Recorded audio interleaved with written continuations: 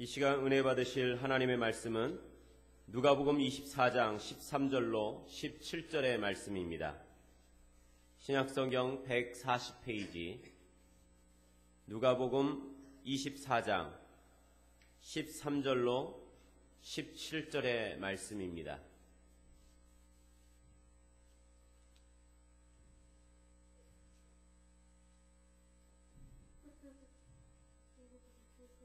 우리 다 같이 믿음으로 합독하시겠습니다. 그날에 그들 중 둘이 예루살렘에서 25리 되는 엠마오라 하는 마을로 가면서 이 모든 된 일을 서로 이야기하더라. 그들이 서로 이야기하며 문의할 때에 예수께서 가까이 이르러 그들과 동행하시나 그들의 눈이 가려져서 그인 줄 알아보지 못하거늘 예수께서 이르시되 너희가 길 가면서 서로 주고받고 하는 이야기가 무엇이냐 하시니 두 사람이 슬픈 빛을 띠고 머물러 서더라. 아멘. 예루살렘에서 서쪽으로 약 25리쯤, 25리 그러면 약 10km죠. 10km 정도 떨어진 그 지역에 도시가 있습니다. 엠마오. 많이 들어보셨죠? 엠마오라는 마을이 있는데 두 제자가 예루살렘에서 예수님이 십자가 못 박혀 돌아가시고 자기가 따르던 지도자가 사라졌습니다. 너무 이제 시리가 있어서 슬퍼하면서 엠마오로 가고 있었습니다. 근데 엠마오 가면서 서로 이야기를 나누는 내용이 뭔가 하면은 참 예수님이 십자가 못 박혀 죽으셨네, 사라지셨네.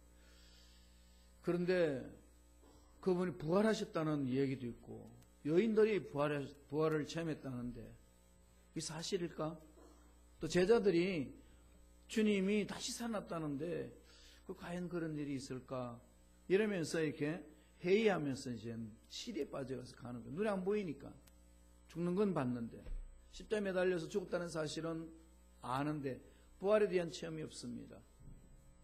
그래서 시리에 빠져서 엠마오로 내려가고 있었습니다. 그때 예수님이 부활하신 예수님이 그와 동행을 했습니다. 그런데 전혀 그들은 주님이 동행했다는 사실조차도 모르고 그냥 갔습니다. 성경은 부활하신 주님이 엠마오로 가는 그 제자들과 함께 동행했다는 걸 우리들에게 증언해 주고 있습니다.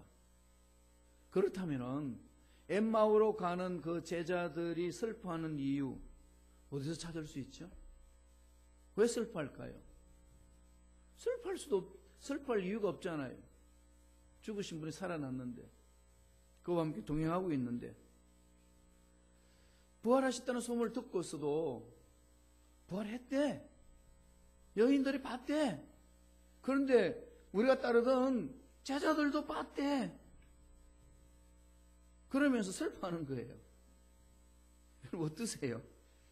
이 모습이 누구 모습 같아요? 우리 모습하고 비슷하지 않나요? 하나님 우리와 함께 하시는 줄로 믿습니다. 아멘 해놔놓고 능력이 없대요. 기도하고 구하면서 받은 줄로 믿으라. 아멘 해놓고 왜 응답 안 하시나요? 이런 우리의 아이러니한 모습이 있지 않나요? 지금 엠마오로 가는 두 제자는 슬퍼할 이유가 없습니다. 슬퍼할 이유가 없는데 슬퍼하고 있습니다. 얼마나 웃깁니까? 우리가 보니 되게 웃기죠? 우리 모습은 어땠을까요? 우리도 그러지 않을까요? 하나님은 전능하시고 우주만을 창조하시고 죽은 자도 살리시고 없는 것 있게 하시는 하나님. 막 이렇게 외치면서 여러분도 아멘 하잖아요. 그죠? 안 하지만은 속으로는 하죠. 믿습니까? 그럼요. 그렇게 가는데 속은 그분의 능력과는 아무 상관없는 것처럼 살 때가 너무 많습니다. 그러니까 슬퍼하는 거죠. 슬퍼하는 이유 어디에 있지요? 다른 데 있지 않습니다. 무지하기 때문에 그렇죠. 함께 하신다는 사실을 말하는 것하고 삶을하고 분리되어 있기 때문에 영적인 눈이 어두워지니까 안 보이는 거죠. 영적인 귀는 이렇게 안 들리는 겁니다. 그럼 믿습니다 그러고 돌아서는데 보면은 속으로는 내가 믿어지네. 이게 이제 우리의 연약한 모습이 그대로 드러나고 있습니다. 오늘 누가복음 24장 16절에 보면은 왜 그랬는지 이해를 합니다. 누가복음 24장 16절 보세요. 그들의 눈이 가리워졌어. 그인 줄 알지 못하거나 눈이 가리워졌어. 눈이 가리워지면은 주님이 함께 하셔도 모른다는 거죠. 근데 이런 우를 범하는 겁니다. 제자들이 지금 그런 어리석은 상황에 놓여져 버렸습니다. 정말 앞뒤가 안 맞는 말 아니겠습니까? 그리스도를 옆에 두고도 동행하고 있음에도 불구하고 몰라본다는 건 기가 막힌 일들이 일어납니다. 이런 우를 우리가 범할 수 있습니다. 이런 우를 범하지 않기 위해서는 어떻게 해야 될까요? 첫째로 자기 중심적인 신앙에서 벗어나야 합니다.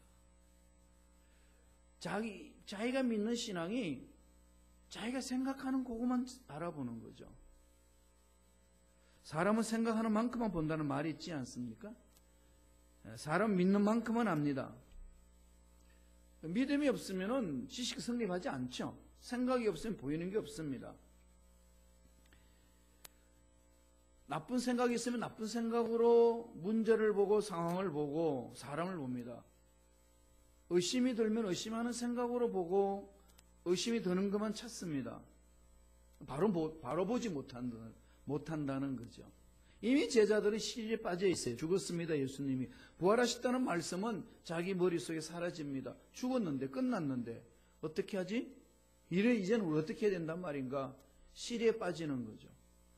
그러니까 예수님이 죽어서 끝났다라고 하는 생각 속에만 빠져 있으니까 부활하신 주님이 옆에 와 계셔도 모른다는 거죠. 이게 우리 신앙생활의 어려운 문제입니다. 뭐가 문제죠? 자기 중심의 신앙이 갇혀있기 때문에 그렇습니다.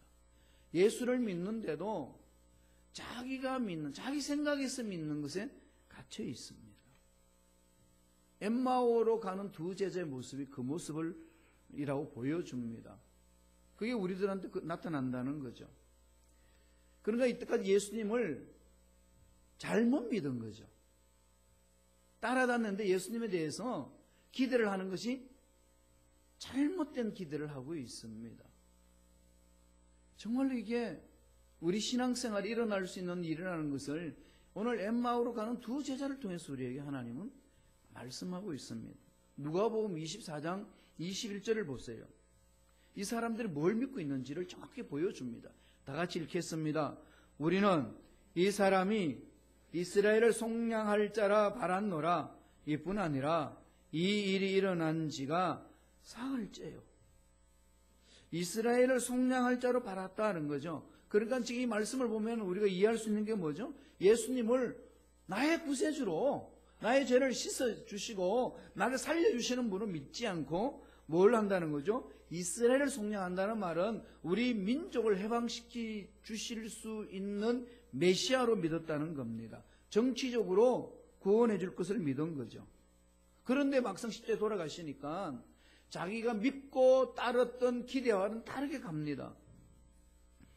그러니까 그 예수님이 되게 어리석은 것 같고 아주 유약한 것 같고 뭔가 3년 반 동안 따라다녔다는 사실이 허황된 것을 내가 따라다녔구나 이런 생각을 하게끔 만들었다는 겁니다. 그러니까 엠마오로 가는 두 제자의 마음에는 자기 욕망이 있어요.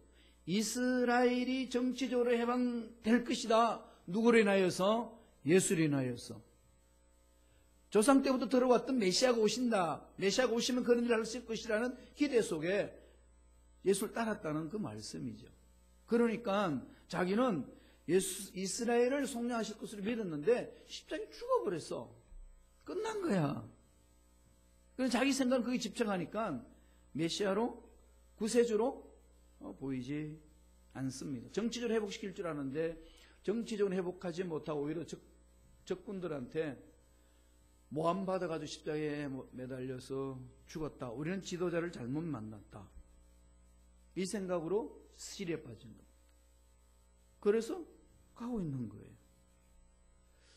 주님이 고난받는 것 자체가 그렇게 가르쳐 주셨을 것만 두려지가 않습니다. 왜 사형틀, 그 강도들이 당하는 사형틀 십자가에 매달려 죽을까? 메시아가. 말이 되나 이게? 왜 하필이면 십자가냐? 이런 얘기를 이제 생각하면서 갑니다. 실망하는 거죠? 엄청난 실망입니다. 왜 이들이 이렇게 실망을 할까요? 성경 분명히 이야기하죠. 영의 눈이 가리웠어. 저와 여러분이 신앙생활을 한다고 하지만은 영적으로 뜨지 아니하면 똑같습니다. 내 문제 앞에 나 스스로 굴복해버리는 거죠. 전능하신 하나님은 목사님 설교 속에 있고, 전능하신 하나님은 교회에서 기도할 때 있고, 전능하신 하나님 내 사업장, 직장에, 가정에, 자녀들은 없다. 이게 그냥 말은 안 하지만은, 그렇게 노골적으로 말은 하지 않지만은 그런 의식이에요. 그럼 뜨는 거죠. 이 부분이 엠마오로 가는 두 제자의 모습 속에서 우리의 모습을 볼 수 있습니다. 또 한 사람 실망한 사람이 있어요. 예수님 오시기 전에 세례 요한이 있었잖아요. 침례 요한이 있었는데 정말 그는 용기 있는 선지자입니다. 광야에서 외쳤지 않습니까? 회개하라. 그리고 헤롯에 대해서 당연히 회개하라고 책망을 합니다. 그래서 헤롯 잡아가지고 어디에 넣죠? 감옥에 집어넣습니다. 감옥에 넣어버리니까 세례 요한은 감옥에 갇혀서 거기서 외칩니다. 그때 그 이유를 바라보면 세례 요한도 처음에는 예수님을 잘못 이해했어요. 메시아를 기대했거든요. 그러면 메시아니까 자기가 감옥 속에 처박혀 있으니까 메시아가 오셔가지고 철문을 확 열면서 요한 수고했어. 나와 함께 가자. 이걸 기대한 거죠. 그런데 전혀 그러지 않습니다. 들려오는 소문 보니까 창기들 따라다니고 세리들이 따라다니고 연락 간자들 품고 막 이럽니다. 이런 부분이 침례 요한도 정확하게 이해를 하지 못했습니다. 그래서요, 제자들을 보냅니다. 침례 요한이 예수님에게 제자들을 보내가지고 물어보라고 그럽니다. 뭐라고 묻는지 압니까? 오실 그이가 당신이 오니까 우리가 다른 일을 기다리오리까? 당신이 메시아입니까? 아니면 다른 분을 우리가 기다려야 됩니까? 이걸 묻고 오라는 거예요. 성경 읽어보면 그게 나와요. 그럼 지금 이렇게 제자들을 보내서 예수님에게 물어보라고 했던 그 침례 요한의 마음은 어떤 마음이죠? 메시아가 저래? 이거죠. 감옥 속에 있는 나 하나 끄집어내지 못하는 메시아. 내가 뭐 정치적으로 잘못했어 했나? 주님의 일을 하다가 복음을 선포하다가 회개하라고 촉구하다가 말씀을 응하도록 하기 위해서 했는데 감옥에 처박히면은 메시아는 해방시켜 주신다고 그랬는데 오시면은 철문 열어주시겠지 기대했는데 그런 일은 전혀 하지 않으니까 제자들을 보내는 거예요. 정말 당신 메시아 맞습니까? 아니면 우리가 다른 사람 기다려야 됩니까? 정확히 말해달라고. 얼마나 어리석습니까? 이게 하나님의 부르심을 받았던 종들마저도 그 상황 속에서 영적으로 깨어있지 아니하면은 엉뚱한 생각을 한다는 겁니다. 그래서 나중에 주님이 그러잖아요. 이 엠마오로 가는 두 제자에게 성경을 풀어주면서 성경을 말한 것을 더디 믿는 자요. 안 믿는다는 거죠. 이게 이 말씀을 깊이 묵상해 보세요. 저도 이 말씀 깊이 묵상 깜짝 놀랐습니다. 와, 우리 모습이 여기 있구나. 믿는다고 그러지만은 실질적으로 안 믿는. 늘 말씀드리지만은 실천적인 무신론자. 기도 속에는 하나님 전능하심이 있어요. 교회에서는 전능하신 하나님이 있습니다. 할렐루야, 하이파이브도 외치고 할 식구들이 무슨 말이에요? 믿는 적이 넘쳐납니다. 외치는 거죠. 그럼 항상 문 앞에 가면은 기가 팍 죽습니다. 이게 뭐지? 이렇게 외치는 김 목사는 안 그럴까요? 똑같아요. 이게 저의 모습이었구나. 엠마오로 가는 두 제자를 보면서 저도 회개 많이 했습니다. 야, 이게 우리가 정신 차려야 되겠구나. 신앙생활 이게 아니다. 이 부분이죠. 성경을 매일같이 읽고 성경을 외우고 성경을 깊이 묵상하지만은 모르는 거죠. 세례 요한도 그렇잖아요. 아버지 말씀을 달달 외웠습니다. 그리고 말씀대로 순종하면서 선포했던 겁니다. 그렇지만은 막상 메시아를 보냈는데 메시아를 세례 요한마저도 모른다는 거죠. 몰랐던 겁니다. 처음에는 감옥 속에 있는 그 부분 오해잖아요. 이게 전반적인 그 상황이었습니다. 왜 이런 일이 일어날까요? 자기가 기대한 상이 있습니다. 자기가 기대한 그 무엇이 있는 거죠. 우리 어떤 문제를 놓고 갈 길을 하나님 정해 주십시오. 간절히 기도하면은요, 하나님 말씀 주시거든요. 그래 말씀 딱 주면 그 길 안 택해요. 왜 그러죠? 마음에 안 드니까. 마음에 들 때까지 기도합니다. 그 정도한 길로 가죠. 이게 지금 그 현대 그리스도인들이 잘 믿지 못하는 모습인데요. 저는 현대 그리스도인만 그런 줄 알았더니 엠마오로 가는 주님의 두 제자도 그렇더라고요. 우리 모두 같은 거죠. 그럼 어떻게 읽어야 될까요? 자기 중심을 성경을 읽기 때문에 그렇습니다. 성경은 내 생각을 내려놓고 아버지 말씀이 말씀되게 읽는 거죠. 이 훈련을 하셔야 됩니다. 이거 안 하면은요, 성경 10번을 읽었는데도 늘 자기 생각만 주장해요. 그래서 너는 성경을 모르니까 그런 소리 하지, 정죄하고. 그리고 성경 퀴즈 대해가지고 1등에서 상만 타오고. 그리고 삶 속에는 전혀 그 말씀이 말씀 중심으로 외쳐지지 않습니다. 내 중심이죠. 엠마오로 가는 두 제자도 내 중심으로 메시아를 바라보고 처음에도 침례 요한이 나중에 이제 침례 요한이 알지 않습니까? 메시아라는 걸 침례주고 하는데 나중에 그랬지만은 이 세례 요한마저도 오해했던 부분들이 있습니다. 그렇다면은 오늘날 신앙생활을 하는 저와 여러분에게도 똑같은 현상이 일어납니다. 하나님 말씀이 내 생각을 바꿔줍니다. 안 된다는 생각은 내가 된다는 생각으로 막 체면 걸어서 되는 게 아니고요. 하나님이 약속의 말씀을 통해서 나의 마음을 사로잡고 환경은 전혀 안 된다고 이야기를 하지만은 내 속에서 꿈틀거리는 확신이 된다라고 외치는 겁니다. 그건 하나님이 주시는 거죠. 이게 능력을 체험하는 믿음 아니겠습니까? 자기 중심으로 신앙생활 해서는 안 된다는 거예요. 내려놓으세요. 다. 그냥 다 내려놓자고요. 그러면은요, 참 자유 있습니다. 다 한번 내려놓아 보세요. 교회 갈 길도, 그죠? 우리 종들이 갈 길도, 여러분 자녀들의 갈 길도, 그죠? 이게 한두 가지 아니지 않습니까? 내 인생에 마무리 짓는 부분도 다 내려놓으시고, 전능하신 하나님께 집중하면, 하나님은 그 믿음 속에 파고 들어오셔서, 부족한 거 채워주시고 갈 길 몰라 방황하는 자에게 갈 길을 열어주십니다. 그 은혜가 넘쳐나기를 축원합니다. 예, 그게 오늘 엠마오로 가는 두 제자를 통해서 하나님이 가르쳐주는 메시지입니다. 두 번째, 이 엠마오로 가는 두 제자에게 주자를 통해서 우리에게 제자를 통해서 우리에게 주시는 메시지가 뭘까요? 믿음의 적극성을 가지라는 겁니다. 엠마오로 가는 두 제자 보세요. 너무 예수님을 몰라보잖아요. 소극적인 거죠. 지금 이 상황에 놓여 있으면은 예수님이 죽으셨어. 그럼 어디로 가야 되죠? 예수님 하신 말씀을 떠올려야 되지 않습니까? 죽는다고 말씀하셨어. 그리고 뭐라고 그랬지? 부활하신다고 그랬다. 그런데 들려오는 소문이 여인들이 부활하신 걸 봤다. 제자들마저도 부활하는 걸 봤다. 그럼 뭐 하면 됩니까? 예수님을 묻었던 무덤 현장으로 가보면 되는 거 아니겠습니까? 확인하면 되는데 그 확인하지 않고 소문에 이끌려갑니다. 그런 어리석음이 있는 것은 매달리지 않는 거죠. 힘든 거예요. 귀찮은 이점. 귀찮은 거예요. 아이, 뭐 한때도 해봤는데 나도. 다 간다는 거야. 성경 공부 나발이고 그냥.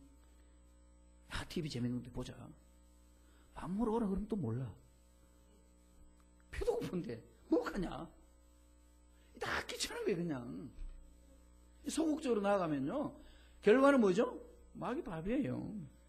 누가복음 24장 보세요. 누가복음 24장 22절 23절입니다.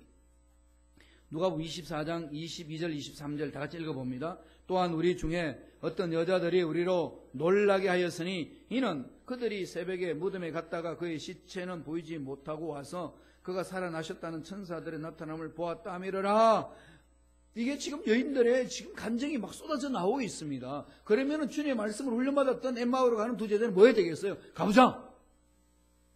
야, 부활하셨다 주님이. 우리 가자. 이게 그냥 신에 빠져서 직업으로 직장생활로 돌아가는 게 아니라 하나님 말씀이 있었던 현장으로 달려가야 되는 것이 당연한 것 아니겠습니까?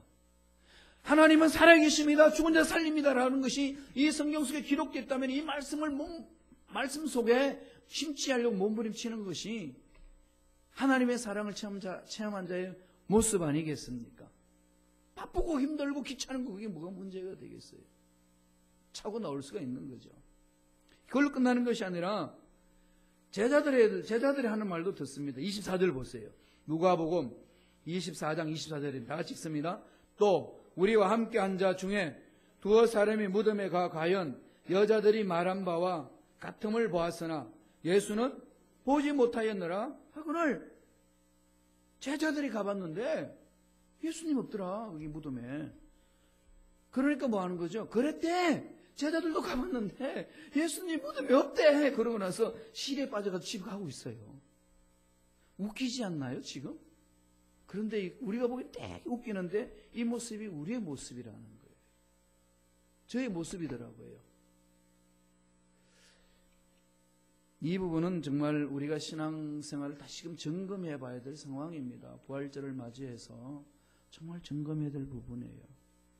마귀가 우리를 넘어뜨리기 위해서 전략을 꾸미는데요. 3대 전략이 있대요. 마귀도 얼마나 전략적으로 다가오는지 몰라요. 여러분 그냥 무방비되면 이 전략 꾸면서 달려오는 이것들한테 당해요. 준비한 자한테 여러분 이겨내겠어요? 마귀는 우리 넘어뜨리려고 딱 준비해서 옵니다.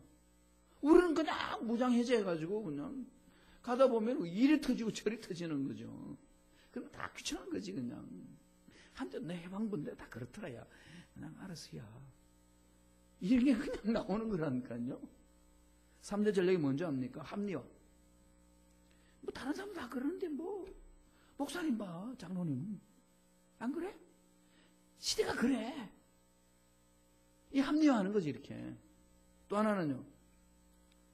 그래 이 딱 눈 감고 요 한 번만 딱 하고 그 다음에 안 하는 거야. 딱 한 번만. 응? 딱 한 번 세상 타협하는 거지 뭐. 딱 한 번만. 이게 지금까지 오지 않아요. 딱 한 번만이. 마귀는요 그렇게 유혹을 해나갑니다.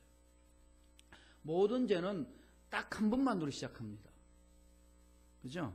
마귀 속임수입니다. 이거요 딱 한 번만 할 때는요 그냥 깨뜨려 버리셔야 돼요. 깨버려야 됩니다. 그 다음에 전략이 뭔지 압니까? 다음으로 미루자. 시간 많은데 뭐 오늘만 날이냐. 다음으로. 성경은 뭐라고 그러죠? 성경은 이 마귀 전략 3가지를 동의하는 것은 하나도 없습니다. 성경은 늘 강조합니다. 천국은 침나는 자의 것이라. 예수를 잘 믿고 하나님이 주시는 기적을 체험하려면 그냥 그 자리에 앉아서 하소연하고 있어서는 안 된다는 것이 성경의 강조입니다. 구하고 찾고 두들기고 넘어지면 다시 일어나고 전진해 나가는 거예요. 그냥 절망해가지고 그냥 이제 내가 해볼 거 다 해봤는데 뭐 이런 상황 속에서 주저앉는 자의 모습이 아니라는 것이 성서의 강조입니다.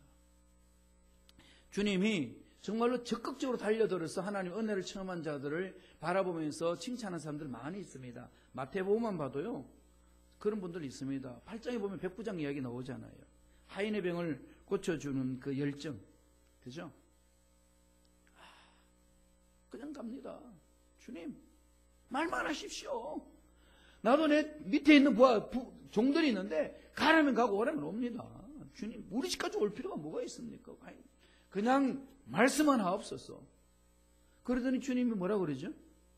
네 이만한 믿음을 본 적 없다. 그냥 낫지 않습니까? 가나안 여인 아시나요? 15장에 있는. 내 딸을 고쳐달라고. 그랬더니 주님이 그럽니다. 야, 나는 택함을 받은 종들한테 가는 거지 너희들 이방인들한테 안 간다. 엄청난 말을 하는 거죠. 그러니까 이방인들 말하지 않고요, 걔들한테 안 간다고 그랬습니다. 걔가 이방인으로 치고 있거든요. 그랬더니 그 여인이 뭐라고 그럽니까? 주님 맞습니다. 걔도요, 주인 먹다가 남은 부스러기 주워 먹습니다. 부스러기 신앙 가지고 매달리잖아요. 그랬더니 주님이 그 자리에 선포합니다. 내 믿음대로 될지어다. 하나님의 역사는 이렇게 일어납니다. 그래서 로마서 12장 11절에 사도 바울이 로마 교인들에게 이 편지를 씁니다. 다 같이 한번 읽어보죠. 로마서 12장 11절의 말씀 다 같이 읽습니다. 부지런하여 게으르지 말고 열심을 품고 주를 섬기라. 부지런하여 게으르지 말고. 주님으로부터 훈련받았던 엠마오로 가는 두 제자 너무 시시하잖아요. 참 시시하죠. 예. 그런데 우리도 그 모습에 빠질 수 있습니다. 더 적극적이어야 되지 않겠습니까? 무슨 문제 있습니까? 뭘 끌어안고 있나요? 한번 매달려 보자고요. 부러지셔야죠. 어차피 인생은요, 육체 벗습니다. 죽습니다. 그게 우리 인간의 운명으로 되어 있어요. 그러나 그 살아있는 생명이 있는 동안에 부활의 소망을 믿고 있는 우리들은 어떻게 해야 될까요? 문제 앞에 뒤로 물러설 이유가 하나도 없습니다. 슬퍼할 이유가 없습니다. 도전하셔야 돼요. 끊임없이 도전하고 매달리는 겁니다. 의인은 7.8기를 말했지 않습니까? 7번 넘어져도 8번째는 일어난다. 왜 7번째는 숫자를 정했을까? 7번은 완전수잖아요. 그 말은 의인은 완전하게 일어나는 게 의인이지, 넘어져서 하소연하는 게 의인 아니다. 의인이라는 게 뭐죠? 전능하신 하나님을 집중하기 때문에 그렇습니다. 그래서 그들이 성경을 찬찬히 풀어주니까, 와, 이게 이렇게 해석해 준 적 없다. 이러면서 그들 눈이 확 밝혀집니다. 주님은 주님을 찾는 자 절대 버리지 않습니다. 너 과거에 이런 짓을 했지, 이러면서 버리지 않고 하나님이 주시는 복도 거두지 않습니다.